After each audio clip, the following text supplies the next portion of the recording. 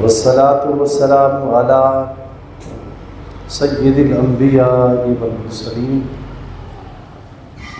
وعلى آلہ واصحابہ اجمعین، اما بعد فاعوذ باللہ من الشیطان الرجیم، بسم اللہ الرحمن الرحیم۔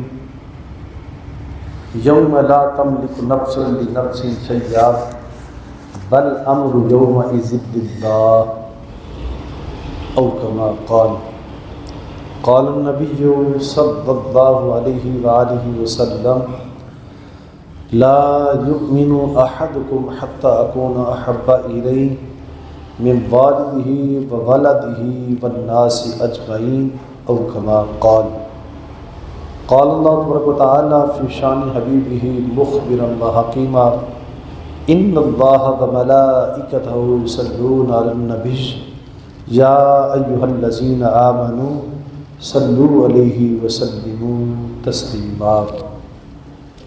اللہم صلی علی سیدنا و مولانا محمد وبارک وسلم وصلی علیہ۔ الصلاۃ والسلام علیک یا سیدی یا رسول اللہ، الصلاۃ والسلام علیک یا سیدی یا حبیب اللہ، الصلاۃ والسلام علیک یا سیدی یا نبی اللہ وعلی آلک واصحابک یا سیدی یا خاتم النبیین۔ اللہ رب العزت جل مجدہ الکریم کی حمد و ثنا کے بعد حضور نبی مکرم شفیع معظم صلی اللہ علیہ وآلہ وسلم کے ذات والا صفات پہ صلاۃ و سلام پیش کرنے کے بعد علماء ذی وقار اور آپ تمام معزز محترم سامعین و حاضرین و ناظرین، خدا بند قدوس ہماری حاضریاں قبول فرمائے۔ عزیزان محترم، اللہ رب العزت جل شانہ نے اپنے نبی مکرم صلی اللہ علیہ وآلہ وسلم کے ذریعے جو ہماری ذہن سازی فرمائی ہے وہ بڑی عمدہ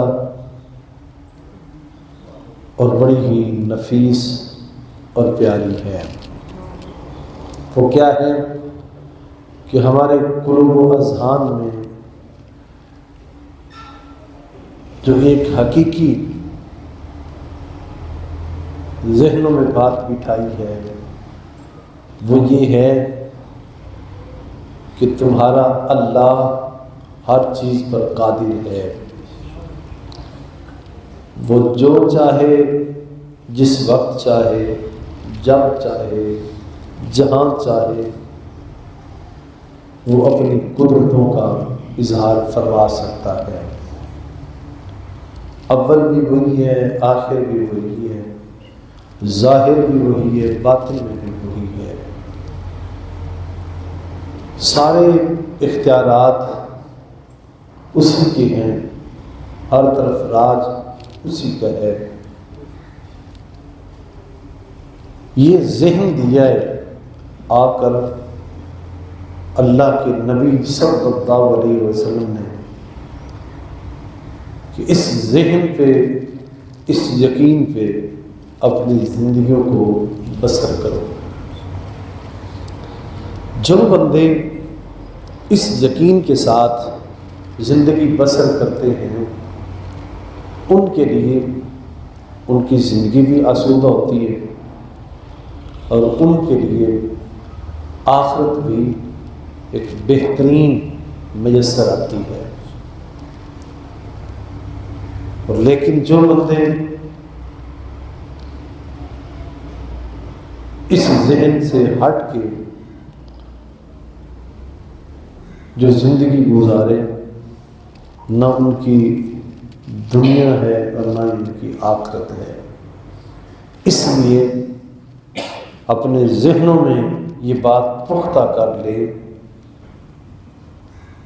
کہ ہر ایک پر قبضہ، قدرت، کنٹرول میرے اور آپ کے رب الجلال کی ہے۔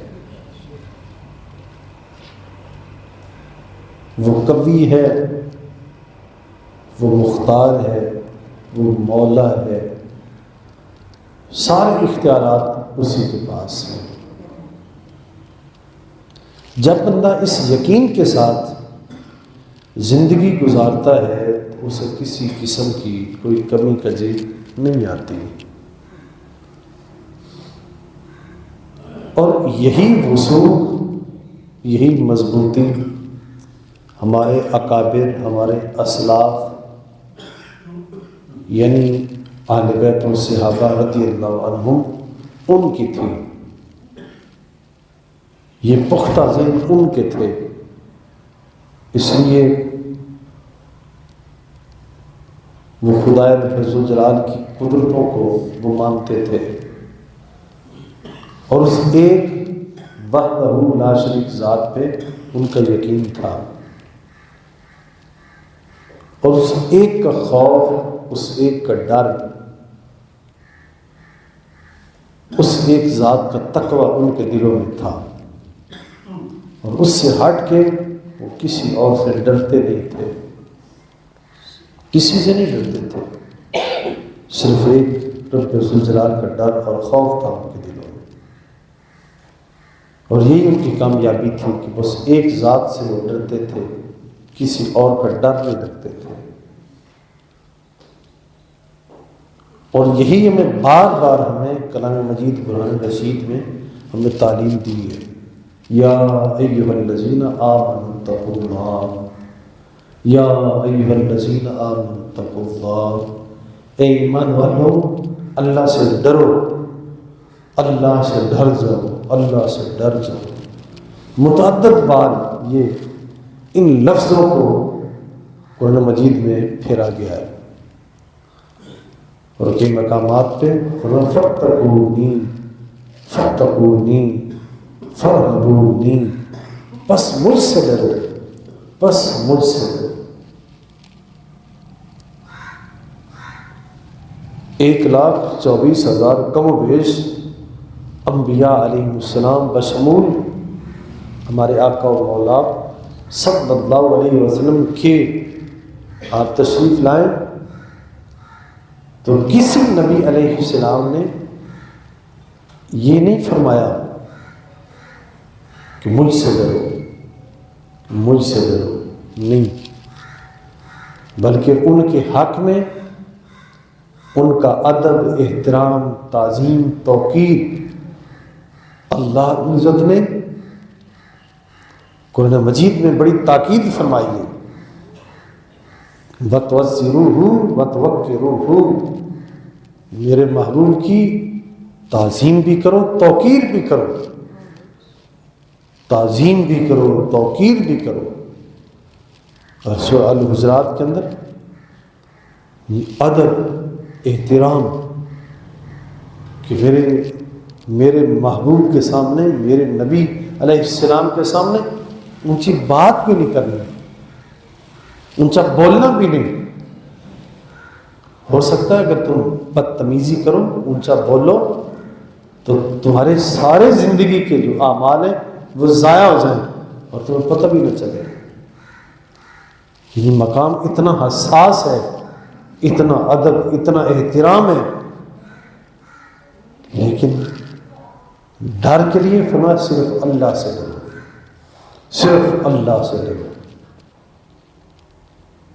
تو جب بندہ فقط اللہ سے ڈرتا ہے تو بزرگ فرماتے ہیں اللہ رب العزت اوروں کا ڈر اس بندے کے دل سے نکال دیتا ہے۔ جو بندہ اپنے رب سے ڈرتا ہے پھر اللہ رب العزت کے ڈر کی برکت یہ ہے کہ اللہ کریم اس سینے سے تمام دنیا کے ڈر کو، خوف کو دور فرما دیتا ہے۔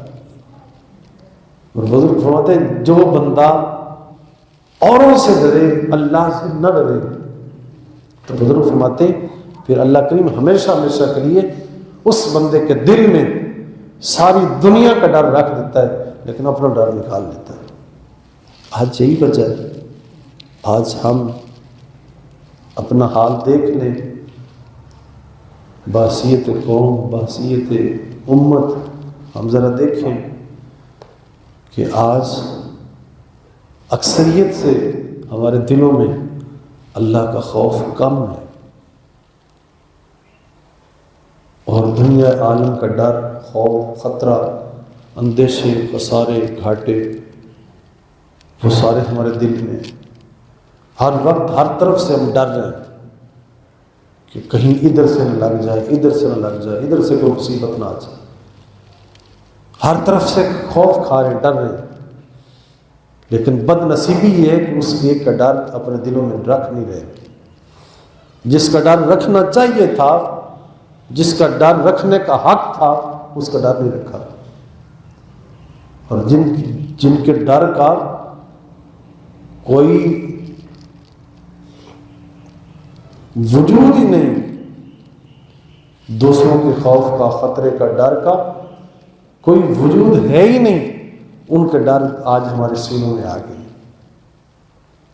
میرے اساتذہ فرمایا کرتے تھے کہ بچپن میں اپنے بچے کو، جب بچہ 2، 3، 4 سال کا بچہ ہو نا، تو کسی غلطی سے اگر اسے روکنا ہو، بچانا ہو، تو اس کے سامنے ان لفظوں کو الاپو کہ بیٹا یہ کرو گے تو اللہ ناراض ہوگا، اللہ ناراض ہو جائے گا، اللہ رس جائے گا۔ آہستہ آہستہ بچے کے دل میں یہ بات ڈالو، بیٹا اللہ ناراض ہوگا، اللہ ناراض ہو جائے گا۔ اور اگر کوئی بچہ اچھا کام کرے تو اس کی داد رسی بھی کرنی ہے نا، تو اس سے یہ کہو تمہارا رب راضی ہوگا، تمہارا اللہ راضی ہوگا، تمہارا اللہ تمہیں انعام دے گا، وہ راضی ہوگا۔ یعنی دل میں مقام الہی بٹھاؤ، اللہ کا خوف، اللہ کی محبت، اس کی رضا، اس کی خوشنودی یہ دلوں میں ڈالو۔ جب بندہ بچے کے دل میں بچپن سے یہ ذہن بٹھائے گا، یہ ذہن سازی اس طرح کی کرے گا، تو بچہ یقیناً جب بڑا ہوگا تو وہ بچہ پھر ایک ماڈل بنے گا، ایک نمونہ بنے گا۔ بچہ پھر بڑا ہو کے ایک نمونہ بنے گا، اور اسی تعلیم سے آراستہ ہوگا۔ وہ پھر بڑا ہو کے بھی کسی سے ڈرے گا نہیں، اور کسی اور کی رضا اور خوشنودی نہیں چاہے گا، فقط اللہ کی رضا اس کی جو ہے وہ مقدم ہوگی اسے۔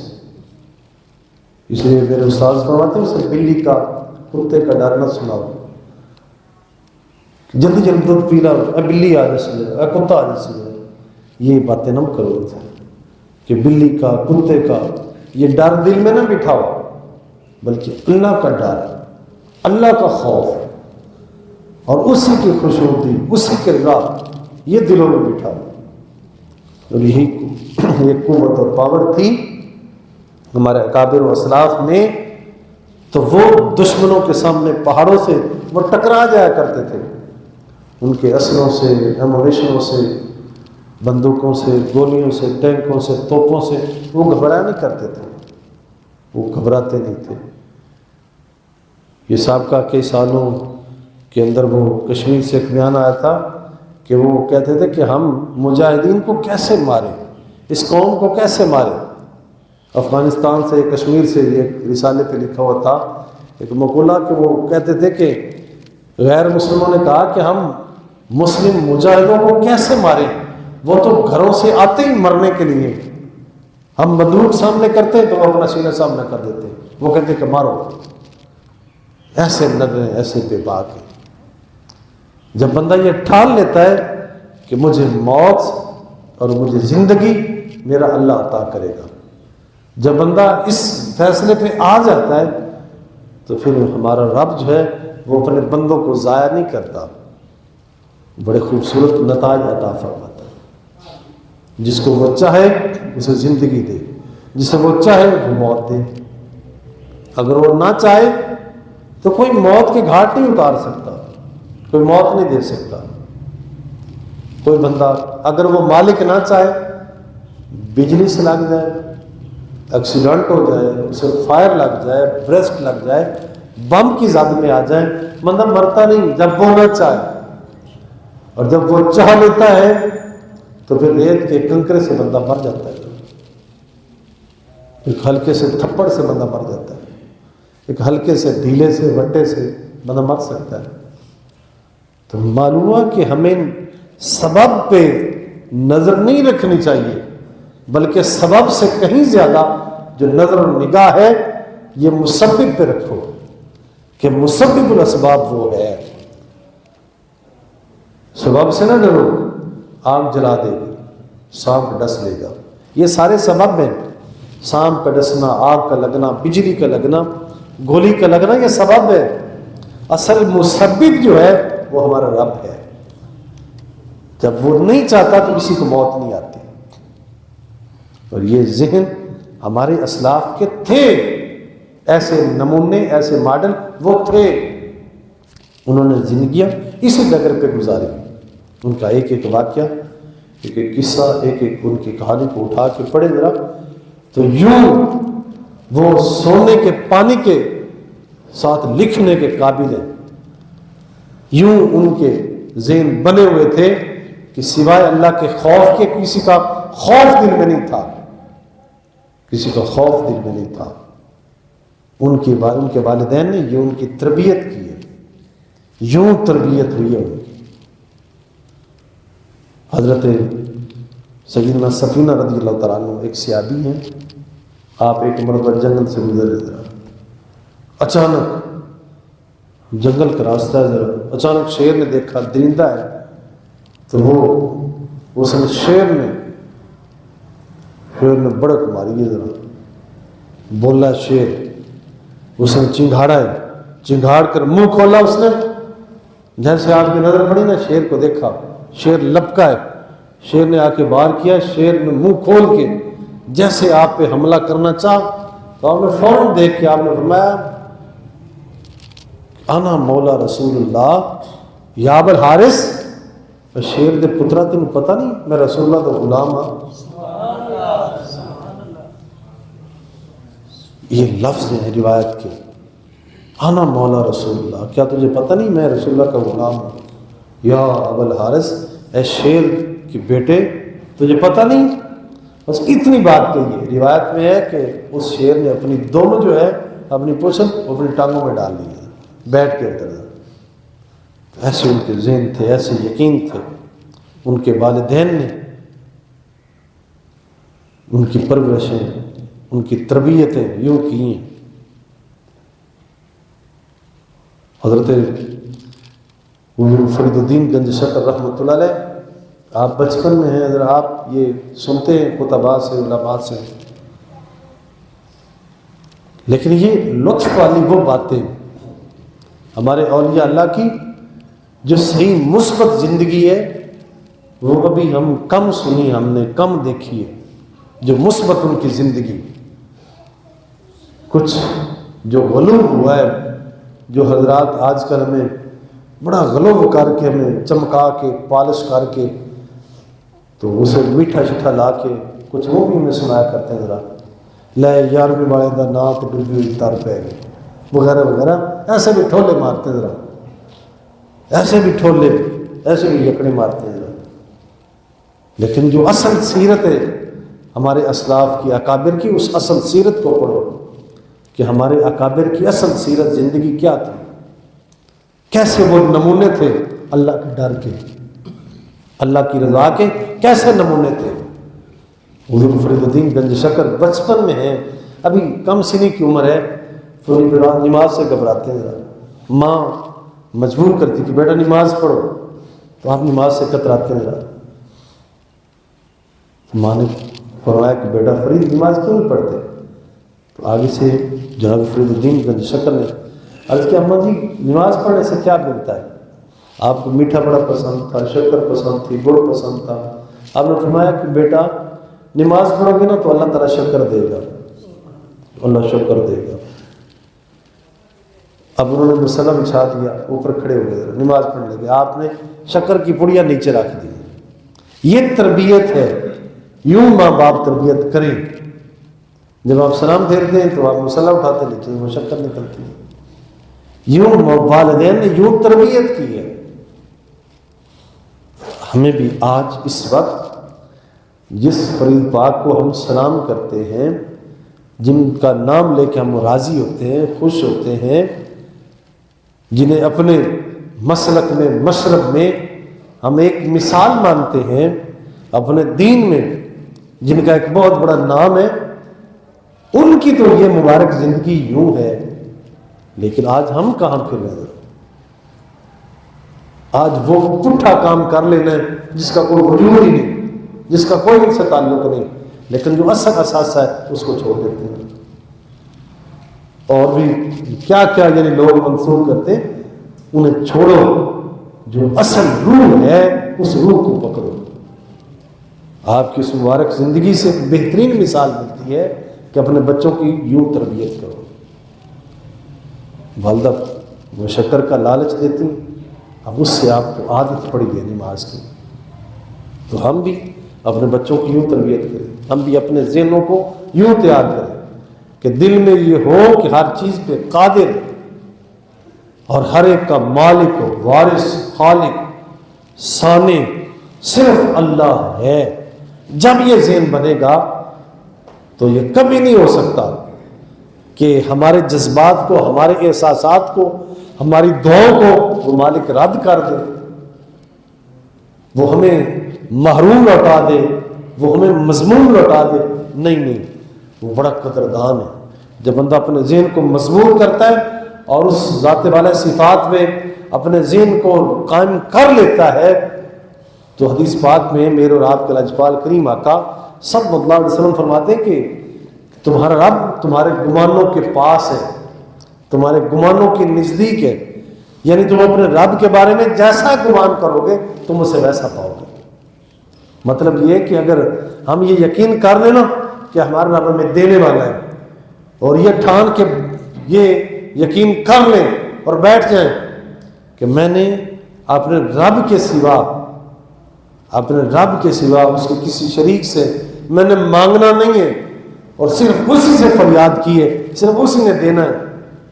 جب یہ ٹھان لیں گے تو انشاءاللہ پھر وہی عطا کرے گا، پھر کوئی دوسرا نہیں، وہی عطا کرے گا، وہی عطا کرے گا. جب بندہ یہ یقین کر لے گا اور یہ دلوں سے یہ ساری باتوں کو صاف کر دو، جب بندہ یہ یقین کرتا ہے تو اللہ کی مدد، اس کی مہربانی، اس کی عطا شامل حال ہوتی ہے. اور جب بندہ اس مقام پہ فائز ہوتا ہے تو بدعات، خرافات، توڑ پرستیاں، یہ من گھڑت، یہ ٹھولے، یہ چھکے، پنجابی پروگرام، یہ آپ ہی دور ہو جاتا ہے. جب بندہ یہ یقین پختہ کر لیتا ہے تو پھر یہ پھوکیں جو ہے یہ آپ پہ صاف ہو جاتی ہیں، پھوکیں صاف ہو جاتی ہیں. تو ہمیں چاہیے کہ اپنی زندگیوں کو ستھرا کریں، پاکیزہ کریں. یوم لا تملک نفس لنفس شیئا والامر یومئذ للہ. فرمایا یاد کرو جس دن کوئی جان کسی جان کی کسی شے میں مالک نہیں بنے گی. والامر یومئذ للہ. اس دن صرف حکم میرے رب کا چلے گا، میرے رب کا چلے گا. یہاں بھی اسی کا سکہ ہے، وہاں بھی اسی کا سکہ چلنا ہے. یہاں بھی اسی کے اختیارات ہیں، وہاں بھی اسی کے اختیارات ہیں. یہاں ہماری آزمائش ہے، یہ دارالعمل ہے. یہاں ہم اس سٹیج کے اوپر اپنی اپنی جو ہے وہ پرفارمنس جو ہے وہ ادا کر رہے ہیں، اپنا اپنا کردار پیش کر رہے ہیں، ذرا اپنی اپنی ایکٹنگ پیش کر رہے ہیں، ذرا اسے وہ دیکھ رہا ہے. یہ ہماری آزمائش ہے، یہ آزمائش ہے ہماری. جو بندہ آزمائشوں میں رہ کے، کرب و بلا میں رہ کے، مصیبتوں میں رہ کے بھی جو بندہ اپنے مالک کا دروازہ نہیں چھوڑتا، اس کا پلہ نہیں چھوڑتا، اس کی رسی کو چھوڑتا نہیں ہے، تو میرا رب کبھی اس کو مایوس نہیں کرتا، کبھی مایوس نہیں کرتا. اور جس کو اوروں کے دروازوں کی عادت پڑ جائے، جو بوا پھرتا ہو، تکتا ہو، اس کا کیا ہے ذرا ذمہ؟ وہ کہاں جائے؟ جہاں مرضی وہ منہ اٹھا کے پھرتا چلے، مالک کو کیا ہے؟ لیکن اس بات پہ اپنے یقین کو پختہ کریں، اپنے یقین کو پختہ کریں یہی مشائخ عظام کی تعلیم ہے، یہی اولیاء اللہ کی تعلیم ہے، اور یہی علماء دین کا یہ سبق اور میسج اور پیغام ہے۔ اس پیغام سے آری نہ ہو۔ جب سے ہماری یہ قوم، جب سے ہم ایسے دروس سے، سبقوں سے، ایسے پیغامات سے ہٹے ہیں، تو ہمارا یہ حال بن چکا ہے جو ہمارے سامنے ذرا تو اس لیے یوں بیگانہ بار اس سے نہ واقف نہ ہو، اس سے نہ آشنا نہ ہو، اس سے مایوس نہ ہو، اس کے در کو چھوڑے نہ، اسی کے در کو تھامیں، اسی کے در پہ گریں، اسی کے سامنے سجدہ ریز ہو۔ اس کے سوا کوئی دینے والا نہیں۔ جسے وہ نہ دے، ساری دنیا مل بھی جائے نا، اس کے کشکول کو بھرنے لگ جائے، تو کوئی بندہ اس کے کاسے میں کوئی خیرات نہیں ڈال سکتا۔ اور اگر وہ دے تو ساری دنیا مل کے بھی اگر اکٹھی ہو جائے اور ساری دنیا اس سے کھینچنا چاہے، سلب کرنا چاہے، چھیننا چاہے، تو کوئی بندہ لے نہیں سکتا۔ تو پھر اس کے در پہ ہاتھ رکھیں، اسی کے در کے سامنے اپنی جھولیوں کو پھیلائے۔ اس سے کیوں نہیں مانگتے؟ اس سامنے کیوں نہیں گرتے؟ اس کی بارگاہ میں کیوں نہیں آتے؟ اس سے کیوں گھبراتے ہیں؟ کیوں ڈرتے ہیں؟ یہ طبی عمل ہے، ایک فطری عمل ہے۔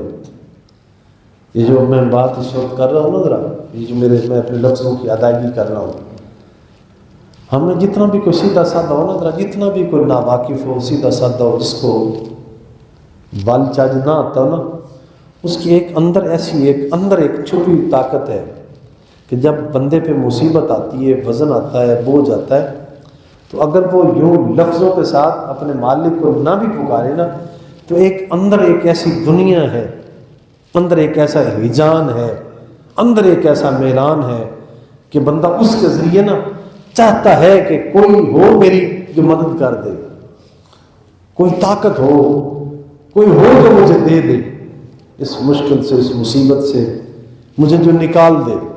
یہ بندے کا دل کرتا ہے، یہ دل کرتا ہے، یہ ہر ایک کے اندر یہ قدرت نے یہ پاور رکھی ہے۔ لیکن فرق صرف اتنا ہے، جو اس مالک سے واقف ہو جاتے ہیں، جو اس سے آشنا ہو جاتے ہیں، جنہیں پہچان اور عرفان نصیب ہو جاتا ہے، پھر وہ براہ راست اس کا نام لے کے، اس کے دروازے کو تھام کے، وہ مسجد میں بیٹھیں، گھر میں بیٹھیں، دکان میں بیٹھیں، شہر میں بیٹھیں، پنڈ میں بیٹھیں، صحرا میں، جنگل میں، بیابانے میں، ویرانے میں، جہاں بھی بیٹھ جائیں نا، وہ براہ راست اپنے مالک سے مانگتے ہیں۔ تو کام سب کا ایک ہی ہے، یعنی مطلب یہ کہ سب کو دینے والا وہی ہے، اسی نے دینا ہے، دینا اسی نے، اس کے سوا کوئی نہیں دینے والا۔ ہم تو بحمداللہ قرآن مجید، فرقان حمید اور احادیث مبارکہ کی روشنی میں ہم تو ثابت کر سکتے ہیں نا کہ اس وقت جتنے بھی غیر مسلم ہیں، جتنے بھی نان مسلم ہیں، ذرا وہ گورے ہیں، کالے ہیں، رتے ہیں، چٹے ہیں، وہ ویسٹ انڈیز کے ہوں، امریکہ کے ہوں، وہ ویسٹ کے ہوں، جہاں بھی جس ملک سے بھی، ریاست سے، شہر سے ان کا تعلق ہو، جو نہیں بھی ماننے والے، جو اس کا کلمہ نہیں بھی پڑھنے والے، جو 24 گھنٹے میں ایک مرتبہ بھی اس کا نام لینے والے نہیں ہیں، جو اس کے دشمن ہیں، جو اس کے مخالف ہیں، جو اس کے نام سے چڑھتے ہیں، ان کو بھی رزق دینے والا میرا اللہ ہے، ان کو بھی رزق دینے والا ہمارا اللہ ہے۔